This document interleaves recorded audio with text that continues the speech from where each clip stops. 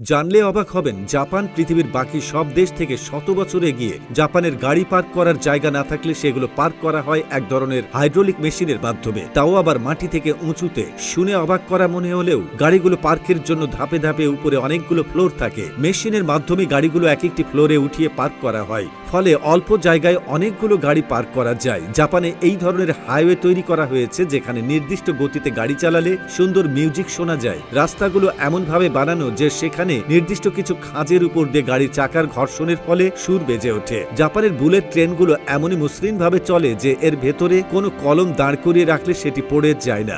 জাপানে রয়েছে অভিনব পেট্রোল পাম্প। দেশের বিভিন্ন পেট্রোল পাম্পে উপর থেকে ঝোলানো পাইপ দেখা যায়। এ ধরনের পাম্প ব্যবহৃত হয় নিজে নিজে পেট্রোল ভরার ক্ষেত্রে, বা পাইপ হাতের নাগালে পাওয়ার জন্য কারো অপেক্ষা করতে হয় না। জাপানে ভেন্ডিং মেশিনেই পাওয়া যায় সবকিছু। শুনতে বিস্ময়কর মনে হলেও মূল্য পরিশোধ করলে সে দেশে ভেন্ডিং মেশিন থেকে ভিন্ন পণ্য যেমন পানীয় বা যে কোনো খাবার থেকে শুরু করে নানা ধরনের ভোগ্য পণ্য পাওয়া যায়। কোনো ভেন্ডিং মেশিনে সেদ্ধ ডিম, আলু, এমনকি রান্না করা খাবারও পাওয়া যায়, ফলে রান্নার বাড়তি ঝামেলা পোহাতে হয় না। অন্ধদের জন্য কোল্ড ড্রিঙ্কস কেনার ব্যবস্থা রয়েছে জাপানে। বিভিন্ন পানীয়র ক্যানের উপর অন্ধদের জন্য সেখানে ব্রেইল ভাষায় লেখা থাকে, এতে পানীয়টি চিনে নিতে সুবিধা হয় তাদের। জাপানে মাল্টি ফাংশনাল টয়লেট দেখা যায় অনেক জায়গায়। টয়লেটগুলো শুধু মূল কাজ নয়, আরো বিভিন্ন কাজের উপযোগী করে বানানো হয়। বিশেষ করে প্রতিবন্ধী ব্যক্তিদের জন্য প্রয়োজনীয় সুবিধা থাকে সেগুলোতে। সেসব টয়লেটে স্বয়ংক্রিয়ভাবে পরিষ্কারের ব্যবস্থা এবং শীতকালে গরমের ব্যবস্থা থাকে। এছাড়া জাপানের রাস্তার পাশে রয়েছে অদ্ভুত এক ধরনের টয়লেট, যেখানে ঢুকলে বাইরে থেকে সবই দেখা যায়। শুনে চোখ কপালে উঠলেও কথাটা মিথ্যে নয়, তবে